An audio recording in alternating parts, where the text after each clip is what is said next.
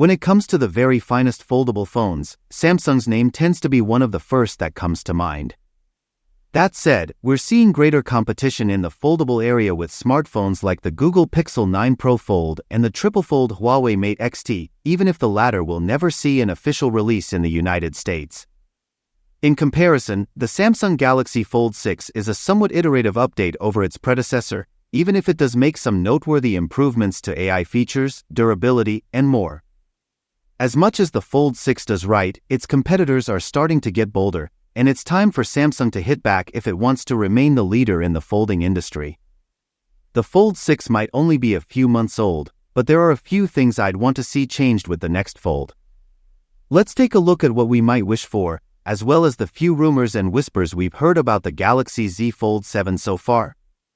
With the Galaxy Fold 6 upping its price by $100, you'd think we'd at least get a reasonable camera improvement, but no such luck.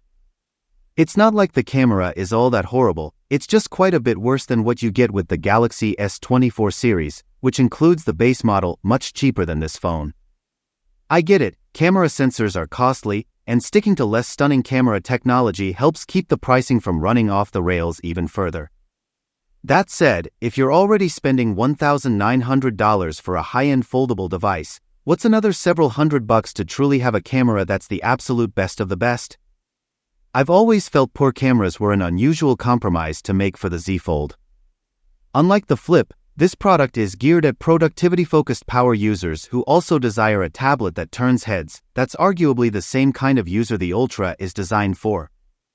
And yet, those who really want the best are now left to compromise. Either they get that stunning foldable display or they get the rapid charging, camera, and other goodies you'd expect from an Ultra. The Samsung Z Fold 7 needs to overcome this gap and, at the very least, offer the same or substantially identical sensors as the Galaxy S25's base model. Yes, these sensors would take up more room and would be more expensive, but it would finally solidify the Galaxy Fold as a flagship-level smartphone instead of a weird Frankenstein's beast that's an odd combo of the bleeding edge and the mid-range. The Galaxy S25 is also due at least 5 months ahead of the Fold 7, so the flagship series would still have plenty of time to shine as Samsung's best camera experience. The Samsung Z Fold 6 makes some fairly beneficial modifications to the front display and design, and it even includes a much stronger, more robust hinge than ever before. These were vital baby steps, but I want the Z Fold 7 to take a leap. It's time for Samsung to provide us with a gadget that's almost creaseless, while also maintaining its present trajectory of developing foldables that are lighter and thinner than previously produced.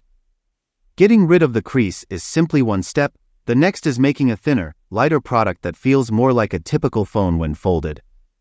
The good news is Samsung is definitely headed in that direction, as proven by the Galaxy Z Fold SE recently introduced in South Korea.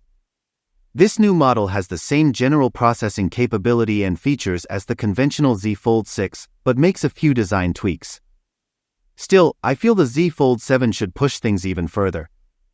The current foldable thickness winner is the Honor Magic V3 at an astounding 9.5mm when folded, which is not that much thicker than many regular phones. For example, the Galaxy S24 Ultra has 8.6mm.